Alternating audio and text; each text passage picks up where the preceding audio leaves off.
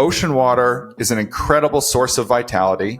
You can use it in hydroponic growing as a liquid fertilizer source, a liquid nutrient source, if you will. And then over time, as interest and word about this spread, and he started doing trials on the Great Plains and in the Midwest, Dr. Murray said, it's just very challenging and inefficient to ship ocean water into Missouri. You look around the great state of Iowa, no oceans to be found. A lot of corn and beans, no oceans to be found.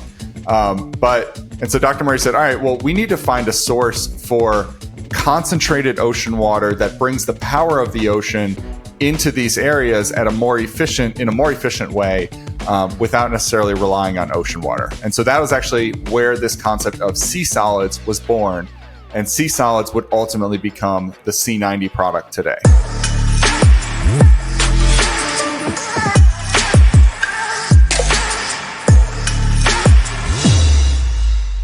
On today's podcast, we have the pleasure of welcoming Michael Sileck. Michael is the Chief Mineral Officer for Sea-90 Ocean Minerals. Since one of the goals of this podcast, in addition to talking with a bunch of farmers, is to talk to the entire supply chain supporting farmers, I thought it would be great to sit down and hear more about this way of getting micronutrients to your crops. I tried to do my homework, and it's really an interesting soil amendment. I don't know of anything exactly like it, so let's just let Michael tell us about it. So without further ado, welcome to the Growing for Market podcast, Michael. Thanks so much, Andrew. I'm thrilled to be here and really excited to share more about the benefits of Sea-90 Ocean Minerals with your audience. Yeah, well, I'm interested to hear about it because, like I said, as I was doing my homework the other day, it's really kind of interesting how it's made and what it does. So if you're the Chief Mineral Officer, I guess that makes you the CMO. Can you tell us a bit about yourself and how you came to be the CMO there at Sea-90? Yes, and that's kind of the joke there. So I have a background in sales and marketing, really have a background in health and wellness products. So I actually started in the food industry, working for a pots and pans manufacturer, and then spent a majority of my career in sleep and in mattress development, in pressure relief, and kind of just improving your overall health and wellness through deeper, more restorative sleep. And about 5 years ago, our family started working with the Sea Agri Solutions portfolio of brands, ultimately acquired the organization from the original founder, Robert Kane. And so today we own and operate the Sea-90 brand and the Baja Gold Sea Salt brand. And given my background in sales and marketing, I kind of lead our overall sales and marketing plan. And that's kind of where the joke on the CMO kind of comes into play there, Chief Mineral Officer or Chief Marketing Officer. And then we have an array of other support, my parents, of course, and then my brother is our CFO and kind of Chief Supply Chain Officer as well. Oh, nice. So family business. Yes, sir. Small family business, trying to grow every day and really help the world and help farmers restore and remineralize their soil. Yeah. Okay. Well, so let's start with the basics. What is Sea-90? So Sea-90 is an all-natural, organic, friendly mineral and trace elements soil amendment, like you mentioned. Some people use it as a fertilizer. It's sometimes been referred to as a sea solid. That is actually how Dr. Maynard Murray originally referred to the product. And while it is a sea salt in source, what's unique about it is that because of where and how we create it or harvest it, it has all 90 plus minerals and trace elements from nature in what we believe is nature's perfect balance. So you have the full array of macro minerals, your magnesiums, potassium, sulfur, etc., and then all of those valuable trace minerals as well. So boron, zinc, a little bit of iron, manganese, all of those valuable trace minerals that, if you've been studying agriculture, you might have, of course, only heard of NPK, maybe a little bit of calcium and magnesium. But our goal is to really provide that full spectrum of mineralization so that all of your soil microbiome can feed itself and nourish itself with a complete elemental nutrient source. Mm-hmm. Well, I think that a lot of growers know that you need more than just NPK, right? And I mean, I think for a long time, that was sort of like the conventional analysis was really focused on those macronutrients. And I think that's something we're just learning more about all the time, is how important all those micros are, how important they are for various different functions in the plant. So I'm sure you don't have an analysis for all 90 of those things, but what, like, if you look at the bag, what is the nutrient analysis of Sea-90? Sure. So we actually do have a 70 plus, I believe it's mineral analysis online. If your audience is interested in taking a look at that. But if you look at the guaranteed analysis, which of course is important for state regulations and, certifications and things like that. So it is a 0-0-0.1. And then there's going to be a partial quantity of calcium, magnesium, and sulfur. As those are kind of the three main macros that can also be listed on a fertilizer label. And then if you go to our website, you'll see the broader array of other macros and all of those trace minerals as well. Mm-hmm. Okay. So we actually, as part of our team supporting the product and growing our product line, we spent a lot of time really researching and understanding local and state registration laws. And so we really wanted to make sure that Sea-90 was usable by as many growers and producers as possible. And part of that is kind of just being accountable to local authorities, local certifying bodies, and what have you. And so we take it very seriously, kind of making sure that that label is legally approved and is available for everyone to use. It has the right ingredients. Everything is named correctly. And then we also, of course, have OMRI registration, CDFA registration, and other organic certifying body registrations as well. So all of that is all available if you are a very kind of by the book grower and producer. And then if you're looking for kind of more of the behind the scenes view of things, all of that is published on our website. Right. Okay. So, and that's really good to know that it's OMRI listed, because if people don't know, OMRI is the Organic Materials Review Institute, right? Which is kind of like the gold standard for usually if it's on that OMRI list, organic growers know that it's approved. Like, we always do the caveat of, like, tell your certifier before starting anything new, but our farm is still certified organic. And I know that generally if it's on the OMRI list, it should be usable for certified organic producers. So I think that's, like, we always would look for that, just to know, like, if we're pretty sure if it's on the OMRI list, we can use it. And so that's good. That's great that you got it OMRI listed, because that does take a lot of some paperwork and headaches out of the equation for organic growers. Yes, we try to make it as easy as possible, and that is just a big kind of reassurance for them. Yeah. So, I mean, okay, and that I actually just thought of something while you were talking about that, because I know there are all kinds of interstate and federal regulations about, like, how fertilizer has to be labeled and stuff like that. And it just occurred to me that probably most of what you have doesn't really even go on the bag. Like you were saying, it has this NPK analysis of like 0.1 or something like that. And I think evaluating fertilizers, I mean, I guess those are the big three, but I think that's also kind of a leftover from an age where, people sort of like looked at soil as like the thing that holds the plant in place and just like give it NPK. So is it frustrating to you that, like, really most of the good stuff in your product, people would have to go, like, to the website or something to see all those 90 minerals? It's not really on the bag. Yeah, I think, a large part of our business and my day-to-day is educating and just kind of sharing more information about Dr. Maynard Murray and the work that he did in bringing this idea of complete remineralization to soils. Certainly, if you go to a store and you're looking at Sea-90 versus a 10-10-10, you're not going to really, like, those are just not the same type of product. And so we don't necessarily try to compete directly with that. We try to educate around the soil microbiome and overall soil fertility and long-term soil health. And that's where Sea-90 and products like Sea-90 kind of plug into that equation. And so, yes, certainly there are, we receive questions, hey, what's in this stuff? It says 0 on it. What's even in it?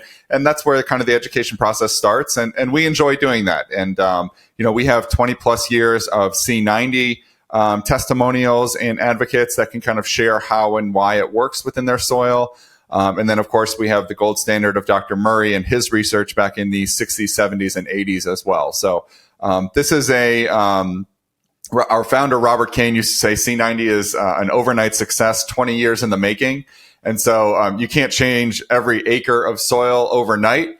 But if you kind of stick with it and kind of continue sharing more information about the benefits and sharing those success stories, then we believe that we can kind of change the status quo with regard to how people think about fertilizing, how people think about soil health.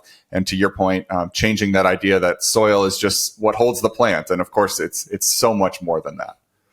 Yeah. Yeah. Well, and I mean, that is a good point, is that what Sea-90 would be doing for people, I feel like, is covering all those bases of all, like, okay, so obviously growers know they have to have NPK for their plants to grow, but there's 90 other things. Like if you look at at your bag. So actually, when I was looking at your product, I feel like it's almost like a multivitamin for soil, right? It's like, because like, I don't know, I read those things that say like taking a multivitamin doesn't matter, but then, and I try to eat a pretty good diet, but I still take one because I'm like, might as well cover the bases. And so I figure something like Sea-90 just has all this other stuff in, because soils vary so much, right? I mean, I've farmed and worked on other people's farms in a bunch of different places, and it went from like very arid environments with very low organic matter to very humid environments, high organic matter, but maybe they're deficient in silica or something. And so I figure it's you can either take the approach of trying to like find each little micronutrient, or you can do something like Sea-90 just to kind of cover the bases. I would imagine that's how like might be the way that you're talking to people about it. Exactly. Yeah, absolutely. That's a good way to think of it. Yep. Okay.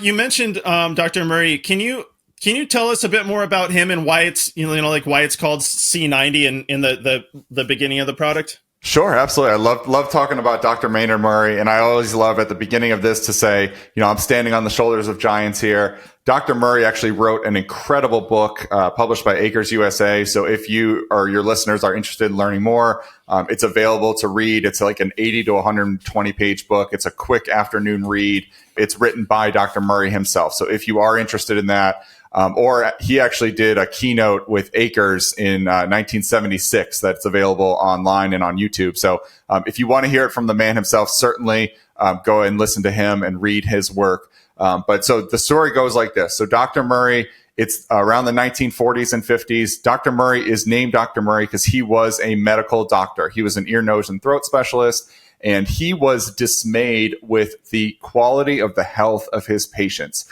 He looked around, and it was the 1940s and 50s, and there seemed to be all of this technological progress in the world. And yet, despite everything else going on, the health quality of his patients seemed to be declining. It seemed as though they may be living a little bit longer, but the rates of cancer, the rates of cellular diseases were significantly higher than he ever remembered them being. And he said, this doesn't make sense. Everything else is getting, quote unquote, better. Why is it that the health of people is getting worse? And along this same time frame, there was a lot of changes going on in agriculture. You had things like the Dust Bowl. You had the birth of real broad-scale commercial agriculture and commercial agriculture practices, conventional farming practices. And around that time, there was some research done into the nutrient density of our food supply chain. And I believe this was done by the FDA or the originator of the FDA. And they realized that things like the mineral density in our milk, things like the nutrient density in our cereal grains and overall, produce was much lower than it was even in the 1900s. So over a period of 40 or 50 years, the quality of the food that we were eating as Americans was going down. And Dr. Murray said, well, that's interesting. You have this potential correlation between food supply health and patient health, or food supply quality and patient health. And Dr. Murray kind of set out to figure out what was going on with that and what could we do to resolve some of these challenges with our food supply. And he was an incredible guy, because you think about someone who studies to be a doctor, doesn't necessarily know much about farming at all, which is a totally separate industry. And he says, gosh, there's such a link between health and farming. I need to learn more about this. And so that's an inspirational story to me, first of all. But so he started doing more and more research into this, and his travels actually led him all around the world to learn more about what are now called blue zone communities. And this was this idea of, if you live near, in, or around ocean water, it seems as though your health is much greater than those who are not around ocean water.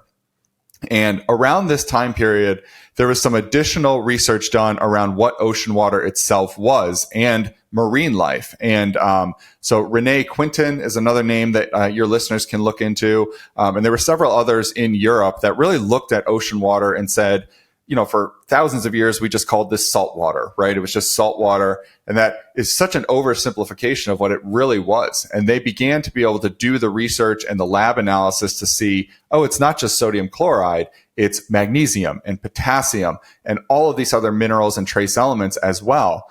And so Dr. Murray kind of started putting these pieces together, and he realized if all of these minerals are depleted from our soils, depleted from our food supply, and they're all available in the ocean, how can we bring them back from the ocean into our food supply? And so ultimately, skipping forward a couple of years, Dr. Murray would leave his practice in Chicago. He would eventually move to Florida and open up essentially a research center. And he started with hydroponic research, where he started using ocean water sourced off the coast of Florida as in some cases, a sole nutrient source. And he grew the most delicious, nutrient-dense tomatoes and peppers. And he had this incredible success working with ocean water. Now, certainly to your point, ocean water can't necessarily provide all of those nutrients. So he would supplement in certain cases with nitrogen and some other sources. But ultimately, he distilled down all of this research and understood ocean water is an incredible source of vitality. You can use it in hydroponic growing as a liquid fertilizer source, a liquid nutrient source, if you will. And then over time, as interest and word about this spread, and he started doing trials on the Great Plains and in the Midwest, Dr. Murray said, it's just very challenging and inefficient to ship ocean water into Missouri. You look around the great state of Iowa, no oceans to be found. A lot of corn and beans, no oceans to be found. And so Dr. Murray said, all right, well, we need to find a source for concentrated ocean water that brings the power of the ocean into these areas in a more efficient way, without necessarily relying on ocean water. And so that was actually where this concept of sea solids was born. And sea solids would ultimately become the Sea-90 product today. Right. Okay. So just take the water out of it, so it's that much easier you can ship it around. Exactly. Just add water. Yes. Or just add soil. Whatever people are adding it to. Okay. So when I was doing my homework, I can see that Sea-90 is harvested from one particular location. Can you tell us where it comes from and why there? Absolutely. And this is another incredible, kudos to Dr. Murray for doing his research and really understanding how to provide not only a sea solid or a sea salt, but the best sea salt. And so Dr. Murray, in his travels, he loved traveling. He ultimately discovered that there's areas in the world where you can harvest a sea solid that has the highest amount of minerals and trace elements, without losing that proportion and that balance of minerals and trace elements. And so there were a couple of factors that were needed.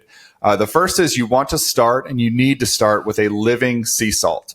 Dr. Murray strongly believed that the power and the vitality of the ocean is in that living, flowing body of water. And so he said the closest you can get to fresh ocean water, the better results you're going to have. So we start with fresh ocean water from the Sea of Cortez and harvest on the Baja Peninsula, directly nearby the Sea of Cortez. And what I mean by that is when you purchase Sea-90, it was ocean water no more than 6 to 9 months prior. And in some cases, 3 to 6 months prior. So this is a very fresh, living product here. And there's been some research to say, gosh, even because of how we dry this without artificial heat, without kiln drying, perhaps some of that molecular life within ocean water is actually preserved in a product like Sea-90 or Baja Gold. The second factor is you want to harvest from a place where there's geothermal activity underneath this area. And so if you look at a map, the Sea of Cortez is on the western part of the North American continent. The Baja Peninsula is that little peninsula that kind of juts down, almost mirroring Florida, but on the west coast.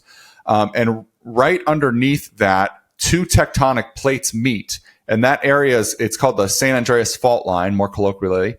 And those fault lines, those tectonic plates, when they're shifting and moving, they have these geothermal vents underneath the water, deep underneath the water, and they release these rare earth elements up into the water, which creates almost this unique mineral soup that can then also be contained with the sea solids that are produced from that water. So that's another factor. One other factor that Dr. Murray noted is, where possible, if you can have the meeting of an ocean water and a freshwater source, you can actually provide more mineral diversification and lower salinity versus just harvesting off the coast of the Pacific or Atlantic Ocean. So for many thousands of years, the Colorado River would actually drain into the Sea of Cortez and bring with it Rocky Mountain minerals and alluvial topsoil minerals from that journey that it would make. And so you would have this mixing of this fresh mineral water with the ocean water of the Sea of Cortez, which would also impact the overall mineral content and make for a more mineral and trace element rich body of water. Of course, about 100 years ago, that was dammed up, maybe a little bit more than 100 years at this point. So a lot of the initial mineral kind of releasing has occurred over millennia, of course. But in some cases, gratefully, the Colorado River no longer drains into the Sea of Cortez, which keeps a lot of that herbicide and pesticide runoff from reaching the Sea of Cortez. So that is, in some cases, a blessing in disguise, if you will. And then the last piece that Dr. Murray mentioned in his research was finding a very dry and arid location in the world. And so it's really important for you to be able to produce consistent and year-round sea solids to have a very dry, very hot and arid environment. And so where we are at, we see rainfall maybe 2, 3, 4 times a year at the most, and it's a very small amount of rainfall. And because the temperature remains very high, even throughout the winter, you're able to produce sea solids year-round. Of course, during the summer, it takes a little bit shorter of a time period because the temperatures can be in the 120s, 140s. It gets very hot down there. But in the winter, even when you're at 60, 70, 80 degrees, with a couple of extra weeks of drying, you're able to produce Sea-90 even during those cooler months. So all of these factors lead to selecting this location. It was selected by Dr. Murray. It's referenced within several of his books. And we've continued to use this location today. And we've done significant research and third-party lab analysis, and Sea-90 and Baja Gold continue to stand above any other unrefined sea salt on the market today. And that's because this is where Dr. Murray selected it, and he knew what he was doing. And so if you are looking for a sea solid type of product, consider the original. Yeah. Okay, so the area we're talking about, that Sea of Cortez, is the sea that's between mainland Mexico and the Baja Peninsula. It's just it's a really long peninsula. There's quite a bit of water there. I've seen these pictures of like salt flats in Europe where they're letting, I don't know if they pump the water in, but basically they're letting water into shallow pools and letting it evaporate. If you can tell us, is that something like what's going on there? Are they pumping the water in, or do they have like gates or something? Do I have that right? Sure. As far as how you're making it? Yeah, so it's a really unique process, and it's a very sustainable process. So we allow the lunar tides to bring the water to us. The retention pond location, the salt flats, if you will, they're actually about 8 to 10 miles inland from the Sea of Cortez. So we're a little bit off of the coast there. And the tide brings the water over this very, it's like a below sea level alluvial topsoil plain. It's not habitable or anything like that. So it's just kind of marshland almost that this water floods over several times over the year. And when it reaches the retention ponds, we do have a gating system to pick which ponds we fill up. And so if you look on our website, there's a couple of really cool drone photos. We have an array of 23 retention ponds, each of which is about the size of an acre or a football field. So they're very, very large areas. And so depending on kind of how the harvesting sequencing is going, we'll fill up one pond when it reaches the right height. We'll close that gate and then divert the water to the next pond. But it is 99% done by lunar tides and all natural energy, and very, very little, if any, pumping or other mechanisms used to move the water around. So. Wow. Yeah, that's really cool. And you said it's completely air dried too. It's because it's so hot and dry there. Like I'm thinking, like Southern California, most of the year is just very, very, very warm, very dry air. I can see how everything would dry out really quickly down there. So it's just naturally dried. It is, yes. And that's a key part of it. And would be happy to jump into kind of salt science with you, but this is sometimes referred to as an unrefined sea salt. And so what that means is you are taking natural living ocean water and you're exclusively drying it with the power of the sun. So there is no additional drying through artificial heat. Sometimes you can use chemical heat, vacuum-based heat. There's nothing of that nature done. And that results in a mineral and nutrient rich sea salt product that maintains and retains all of that mineral content. So if you add artificial heat to the product, you actually can reduce the amount of minerals and trace elements in some cases all the way down to zero, which kind of defeats the purpose of a sea salt type product in agriculture. Yeah, right. Well, sounds like you do have the perfect location then. If you can just, that's ideal. It's just to be able to let the natural temperature and lack of humidity do the job for you. Yes. And we're actually on the eastern side of the Baja Peninsula, and running through the Baja Peninsula is the Sierra Madre Mountains. So in many cases, if there is like a stretch of rain or humid air or something of that nature, it actually won't cross the Sierra Madre Mountains. So it's kind of this isolated, protected area with very, very dry, very arid environment, which is perfect for solar drying. Yeah, sounds like it. Well, in addition to the sea minerals, it looks like it's blended with humic acid. Is that correct? And if so, why is that, and what role does the humic acid play? Sure. So for Sea-90, we have a couple of different products that we offer. So we offer our principal product, which is called Soil Mineralizer. And that is the product that is most similar to what Dr. Murray was researching. It's a coarse sea solid product that is meant for soil broadcasting directly onto the soil surface. And we do offer it as a raw product, or we will blend it with humates, which is a blend of humic and fulvic acid. It's a relatively small percentage. We get it from Mesa Verde in New Mexico there. And we found that it can help support plant nutrient uptake.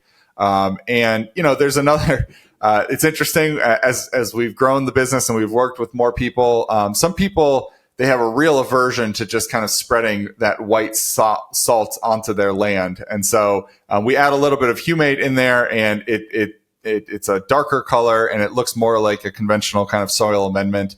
And that in some cases makes people a little bit more comfortable. So, yeah. Okay. That actually gets to one of my other questions. I mean, how salty is it? As you know, people know, like, you need some salt in the soil, but not too much. So I know, right? Some percentage of the product is salt. As you're basically one of the ways I'm thinking of this, and you tell me if this is wrong. It's like dried seawater, which is kind of an oxymoron because you can't have dry water. But sounds to me like you're taking seawater, taking the water out of it, and what's left over is what your product is. So how salty is the final product? Yeah, it's a great question. So because of how and where we harvest it, we have a sodium chloride content of about 75%. And that's an important number because if you think about table salt, the blue canister of salt, or that salt in the little shaker that you see at your diner, that is going to be 99% sodium chloride. And so earlier I talked a little bit about drying methods and artificial heating and things of that nature.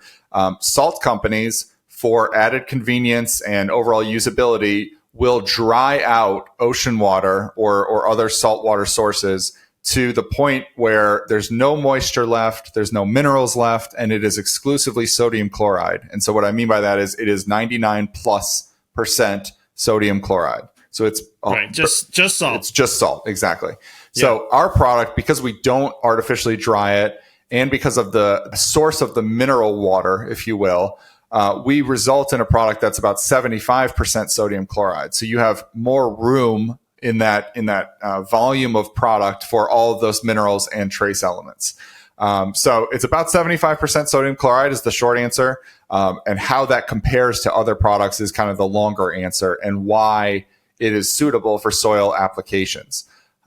Spreading, we've actually done some greenhouse trials with just table salt. I won't say what, but just table salt. And, same application rates, same growing, same plants. Everything that we did was identical to Sea-90 applications.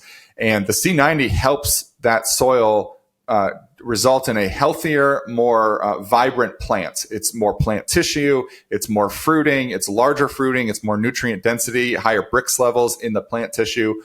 Whereas if you just spread sodium chloride on your fields, you will slow down growth. You will reduce the vitality of your soil bacteria and your fungi and the overall microbiome, and it'll result in a smaller plant tissue, smaller plant, and all of that. So the key difference is not only is it lower sodium chloride, which is important, but it's all of those other minerals and trace elements that are kind of bonded to the sodium chloride. So it's a mineral salt. It's not just pure table salt, if that makes sense.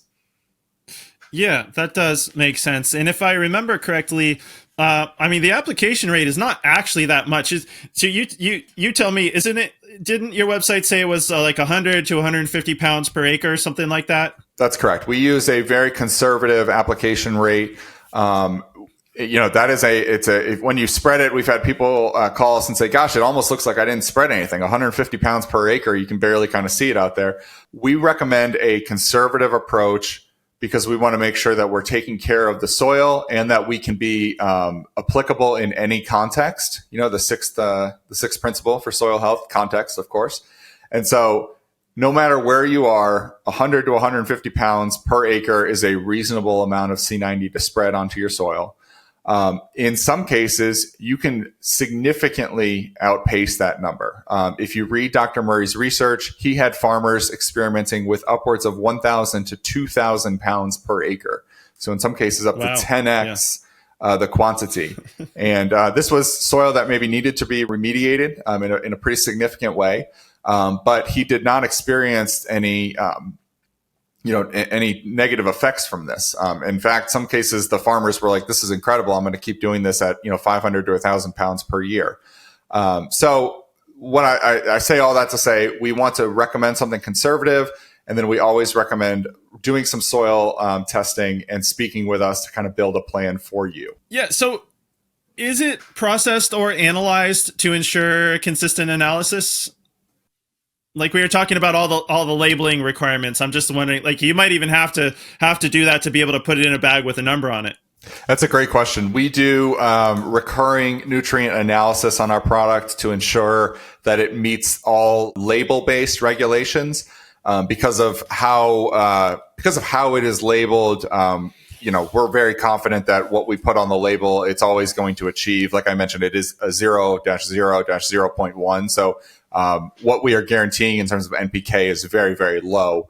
But what we do is a significant amount of recurring analysis to ensure that the product is consistent and it is meeting what we are kind of quote unquote advertising as what the product is. We've been doing this for over 20 years. When I started with the organization, Robert Kane and I sat down and we actually looked at tests from the University of Georgia dating back to 2005. So we've been doing these mineral analysis for a long time.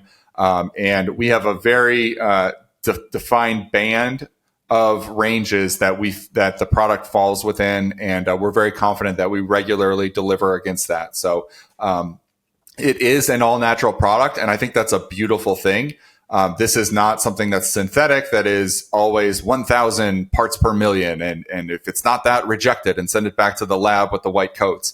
It's a natural product. And so if you look on our website, you'll see some of those ranges. Sodium chloride is going to be 75 to 80%.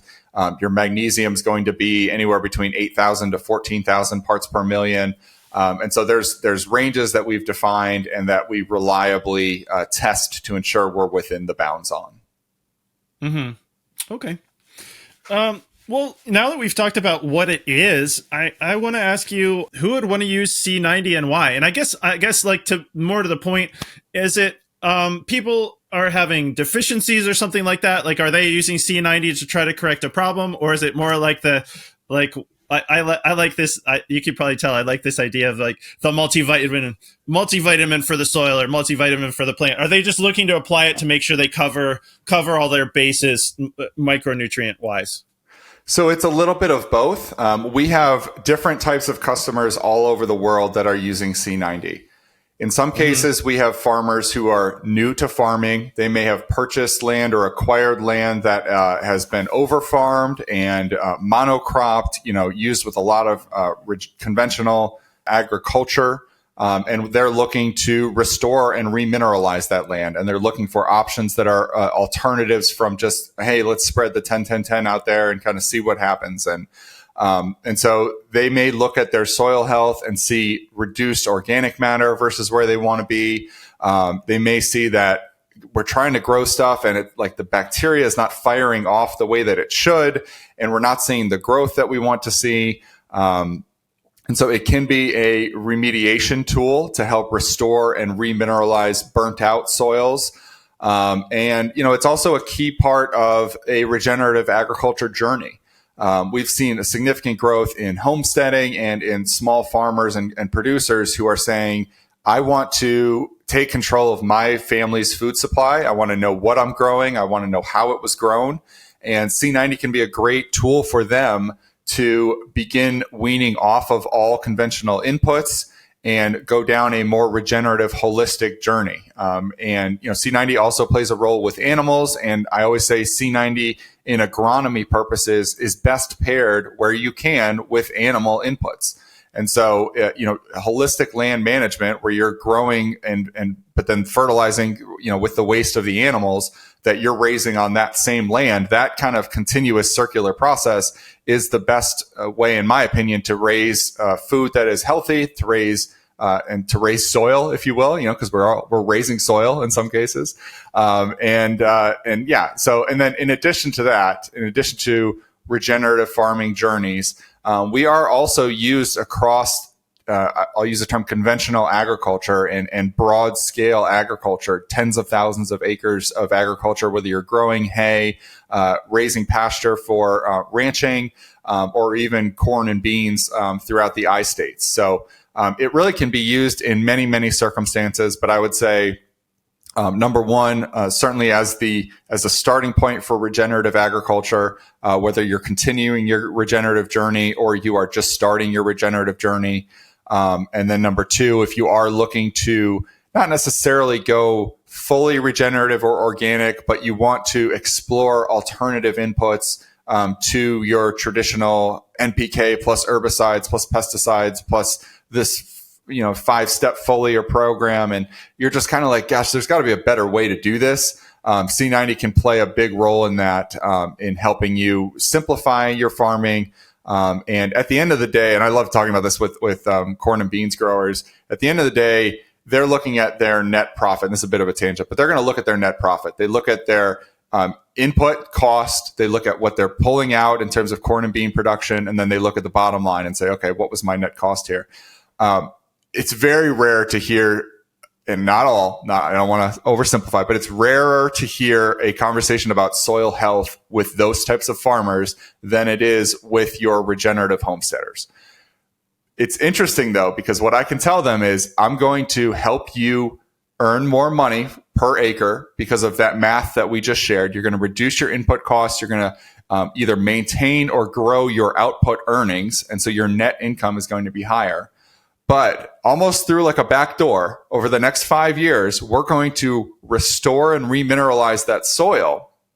And so at the end of the day, not only is your pocketbook happy, but we've taken 3 to 5 years of synthetic inputs off of that land, and we've helped restore the soil microbiome and the overall fertility and productivity of that soil naturally, without even having to really talk about it. And so that's kind of an interesting, win-win for everyone here, because farmers can continue doing what they're doing. And in the background, we're helping to restore the soil health, for America here. So that's ultimately a win-win. Yeah, well, that's a great point. I mean, there really should be benefits on both the plant health side of things and the human health side of things, right? Because we're learning more all the time about soil health and micronutrients, and I think part of that is just because soil health is hard to research, right? It's like all these critters that you can't even see with the naked eye, and so I think there have been some people who have been talking about soil health for years, but I feel like there's a lot of talk right now, at least in our sort of like market farming community, about soil health. And I think part of it is just because we've been able to crack that nut a little bit more, just with more advanced research technologies, and see how much it really is going on down there in the soil. So if you think about it, yeah, if those micronutrients aren't there in the soil, they're not available to the plant. And so ideally your plant would grow better. We found in many cases along with micronutrients, and not just focusing on the NPK. And then of course human health, right? Because if it's not there in the soil in the first place, of course it's not going to get into the plant. And I think a lot of our listeners and readers will be familiar with the kind of studies they've done comparing organic to conventional produce and looking at nutrient density and things like that. The bottom line is, hey, if it ain't in the soil, it ain't going to be in the produce. And so I think that should probably make a lot of sense to our listeners. Is there research on the benefits of Sea-90 as far as either plant health or human health? Sure. So we have some research posted on our website. We have done some third-party kind of soil-based testing to look at the yields and overall, again, kind of that net cost for these larger agricultural producers. You are able to reduce your synthetic fertilizer by, in some cases, up to 50%. And achieve the same or better yields. So that research is available online. And again, that is more of a cost benefit analysis. But like I mentioned, you are also enjoying those soil health benefits, which you may not see that in the first year, but it is an investment in the health of your soil and the productivity of your soil for the long term. And then, yes, there's been, such an array of nutrient density and other kind of overall pasture quality, and then ultimately animal health quality as well for those consuming that pasture, taste and flavor profile research and anecdotal feedback provided over the last really 40 or 50 years, dating back to Dr. Murray, that kind of helps to demonstrate the impact that Sea-90 can have on your produce and what it is that you're feeding your family. So it's interesting, this is a story from Dr. Murray and Robert Kane.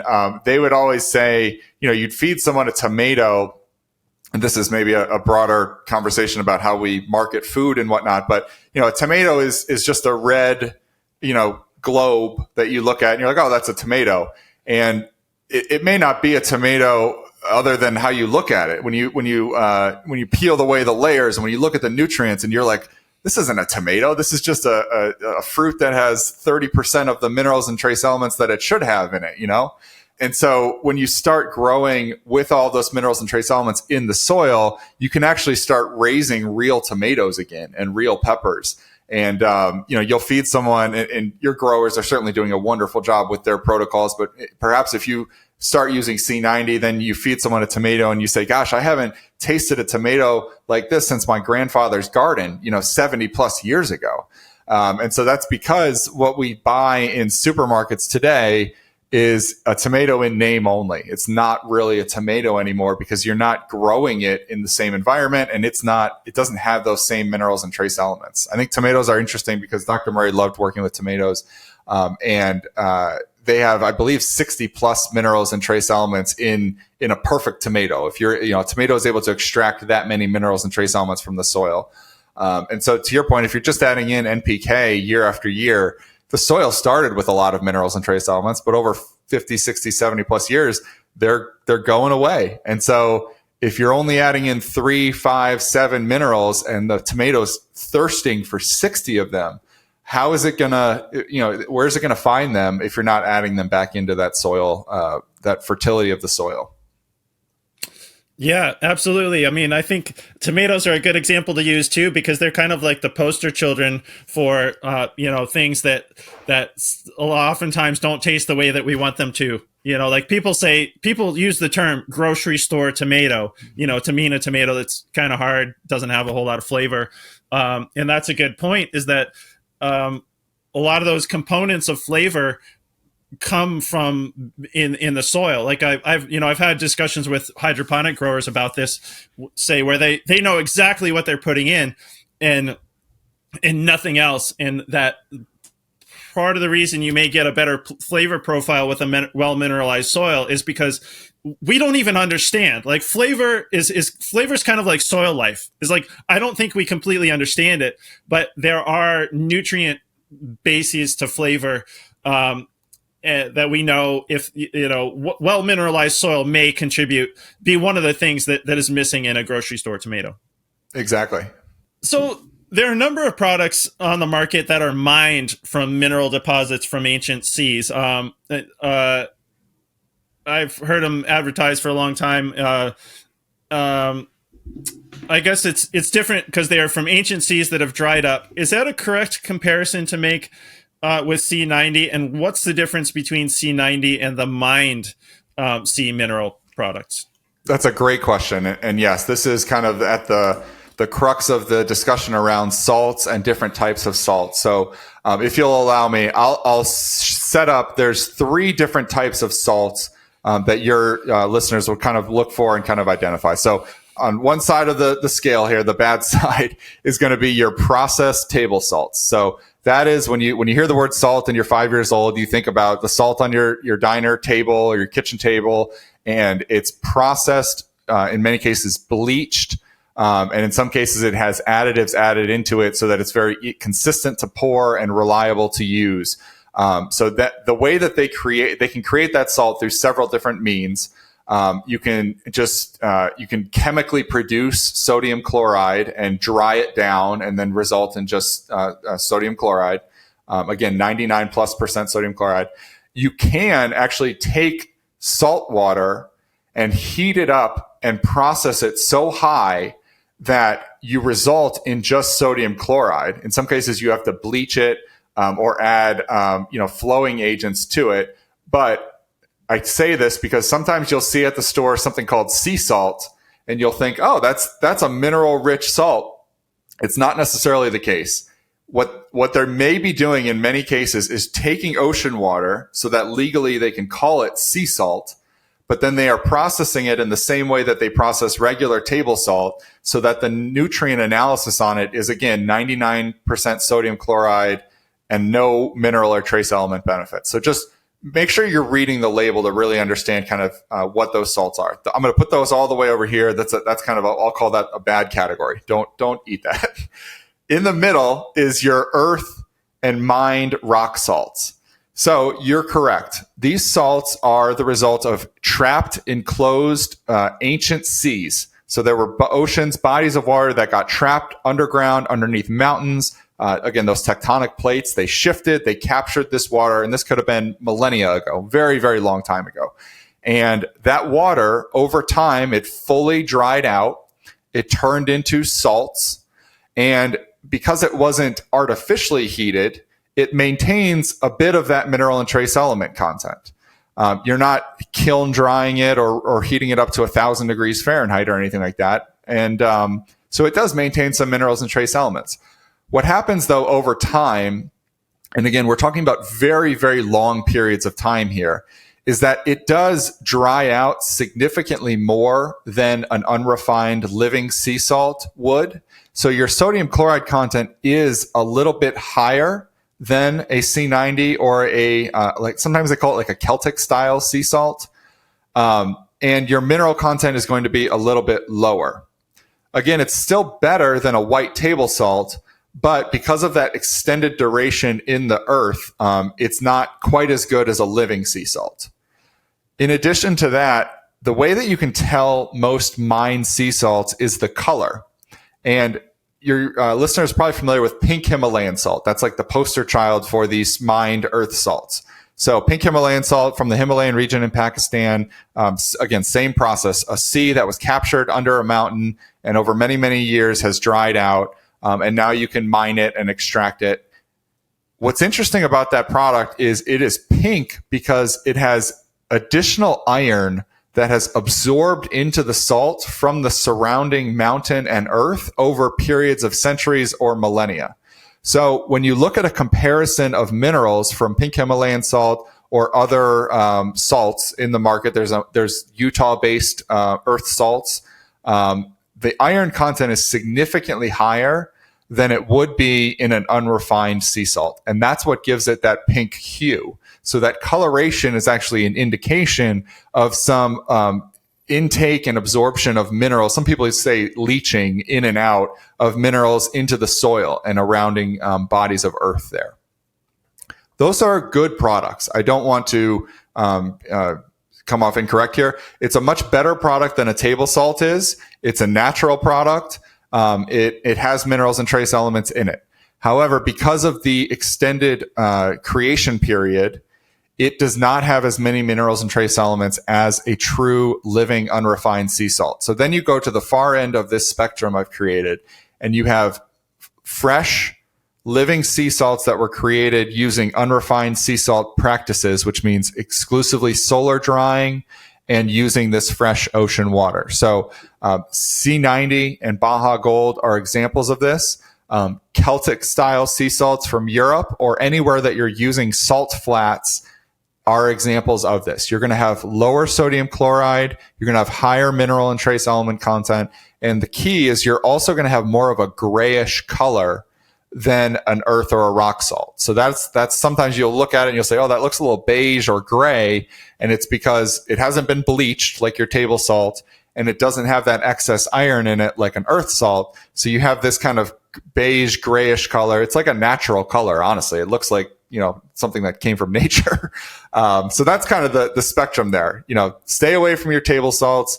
Your earth salts are good alternatives if you don't have access to a living or unrefined sea salt. And then your unrefined sea salts are going to be your lowest sodium, highest mineral and trace element content. Okay. Good to know. When I was checking out your product line, I see there's a soil mineralizer and a foliar mineralizer. Is there a difference between those two products? There is a small difference. It's the grain size, and it's going to be that humic acid that we talked about a little bit earlier. So Sea-90, it's wonderful as a liquid fertilizer or mineralizer. You can put it through drip irrigation or foliar. And to make it even faster for solubilization, we mill it. So you create very, very fine grain sizes, and that is going to be your foliar product. So your soil mineralizer, we keep those grains much larger so they can go through a fertilizer cart or a spreader. And again, we do add that humate as well. But for the foliar, we just mill it. We make the grain size as small as possible so it's more efficient for the farmer or producer to liquefy it. We don't add the humates because they are water suspendable but not water soluble. And so it is then able to go through any liquid application system, hydroponics, drip irrigation, foliar, anything like that. Okay. And so I saw that most of your formulations are solid, but some are liquid. I imagine a lot of that goes back to what we were talking about earlier about taking the water out so it's easier to ship it around. Are there other differences between the solid and liquid formulations of your products? No. So we launched our liquid products last year, and we have a lot of growers who are using our foliar product. And they said, I have, again, could be tens of thousands of acres. And can you make this more efficient for me and easier for me to use? Would it be possible to pre-liquefy it? And so, yes, we actually do pre-liquefy the product in some cases. So you're taking our foliar product, you're liquefying it and concentrating it into it ultimately is about 10 times the mineral concentration of pure ocean water. And then we can ship that to producers and growers. They can dilute it on site, and they don't have to liquefy the product. So it is the same benefits, but it's truly more of a convenience play and not necessarily a different feature or benefit. Oh, right. Okay. So not have to take the time to, I imagine there's like a lot of fertilizer, like sprayers and things have an agitator. Exactly. I imagine it, like if you don't have one of those, it probably makes it a lot easier, just like makes it easier to get into solution. That makes sense if it's already a liquid. Correct. Okay. Yes. And for your producer, for smaller scale producers, we even have something that's like an 8-ounce jar. And so if you're just, putting something into your houseplants or your 4x4 garden in the backyard, it's very quick and easy to use a pre-liquefied, if you're looking to go that route. Right. Okay. Yeah. I imagine. Yeah. Especially if somebody doesn't have, say, like a liquid sprayer that has an agitator built in or something like that, that does sound like it would be a lot more convenient. Speaking of convenience, can you combine Sea-90 with other fertilizers, solid fertilizers, or foliar feeds just for convenience of application? Yes, you can. Absolutely. And many of our producers do that. We've never heard in 20 years of any negative impacts or anything like that with combining either the solid for broadcasting or the foliar. So yes, you can absolutely mix it if you're spreading manure, if you're spreading, if you're liming or something of that nature. You can combine the dry, or if you're mixing up different foliar inputs, you can absolutely mix the Sea-90 in. Okay, that's what I was thinking, because I was figuring, some people may only be applying Sea-90, but probably people are applying other stuff too. I was thinking then you could just, we've used a spin spreader on the back of a tractor, for example, just mix all that stuff up and then just shoot it out the back, and then you're getting Sea-90 and your macronutrients and whatever else you're applying all in one swoop. So, okay, that's good. One thing you talk about on the website is adding Sea-90 to compost. Does it have an actual effect on the composting process, or is it just a way to get the minerals into the compost to save a step and keeping from having to apply the minerals separately later? So a little bit of both. The way that Sea-90 works within compost and compost tea is very similar to the benefits that it has within the soil microbiome. Sea-90 is primarily food and nutrition for your bacteria and for your fungi and for that microbiome within the soil. You're certainly providing nutrients for plants, but primarily the benefits that you're going to see are improvements in the bacteria and in the overall microbiome productivity within your soil. And the same goes for compost as well. So with compost, you're trying to make this bacteria, really strong bacteria product there, whether it's dry or liquid. And so the Sea-90 is providing food for that bacteria so that it can be more productive for you once it's applied. And in some cases, it can maybe finish earlier as well. So we've done some studies on the bacteria counts of compost tea. And when you add Sea-90 into compost tea, in some cases, we've actually doubled the bacteria count over a 24-hour period because we're providing a food source for that bacteria. So yes, you are, impacting the speed of the process in some cases. And then also you have all of those minerals in the compost as well. So that, you don't need to add anything separately later. Yes. All right. Well, that makes sense. So one of the things that I saw when I was looking at it on the website is that you can give Sea-90 to livestock. Like we've had cows and sheep in the past. We don't now, but we always gave them some sort of free choice salt in mineral supplement. And for the magazine and the podcast, we try to maintain a really tight focus on vegetables and flowers. Just because livestock is a huge subject all of its own, and there are other publications that do a good job on that. But I'm sure some of our listeners have livestock. Would you use Sea-90 in place of, say, just the pure salt, like we would give salt licks or loose salt, with the added benefit that it has a bunch of other minerals in there along with the salt? Is that the way you would use it? Yes, that's a great way to think about it. And Sea-90, it's interesting. Robert Kane, who founded Sea-90, he studied under Dr. Murray. And when we launched Sea-90 in 2003, the first 10 years was exclusively for agronomy applications. It was only after a period of time and customers kind of coming to Robert and saying, hey, maybe I accidentally left the bag out and my cows got into it or something like that, where we said, okay, it might make sense to also offer this, for livestock. And so we talked earlier about registrations and things of that nature.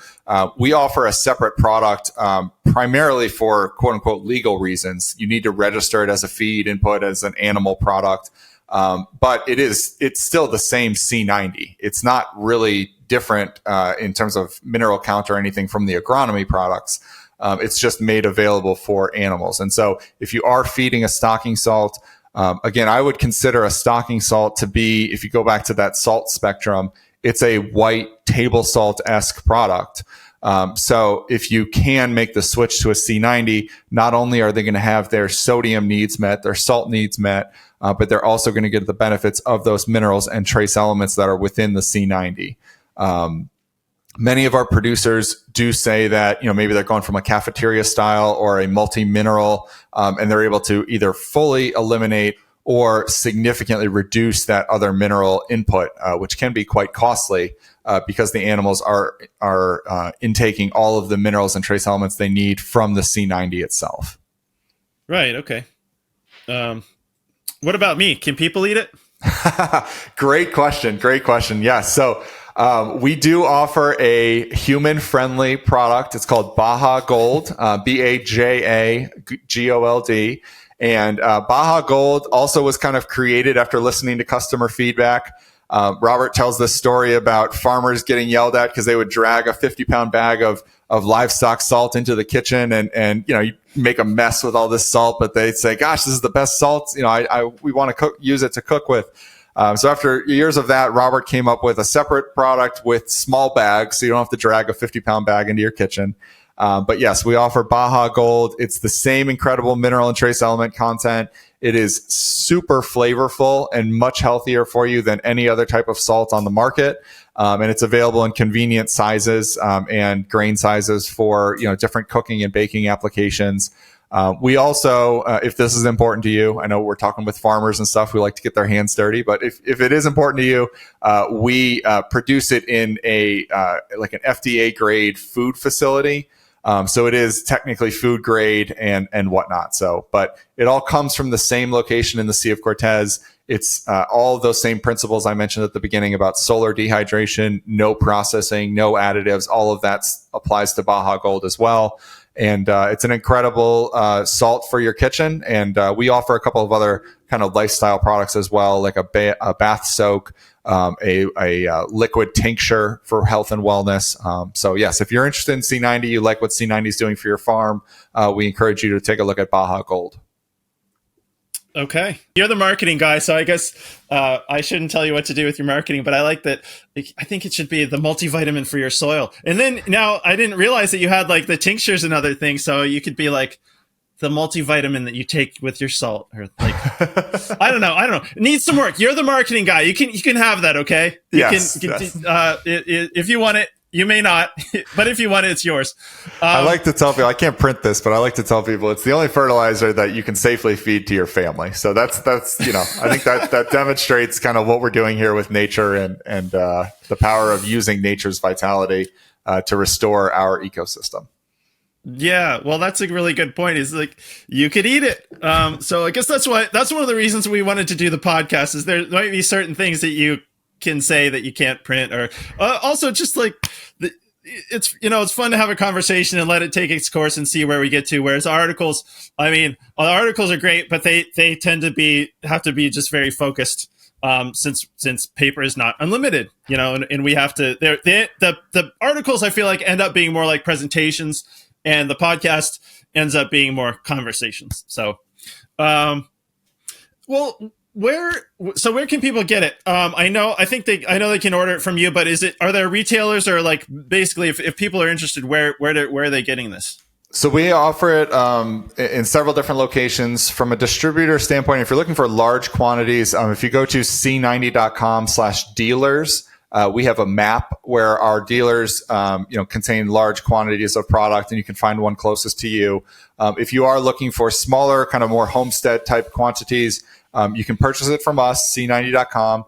If you work with Azure Standard, if you do drops in your area, if you've heard of that, we offer our 25-pound bags of all of the products on Azure Standard. So that's an incredible way to get a bag for your horses, maybe, and a bag for your garden plot.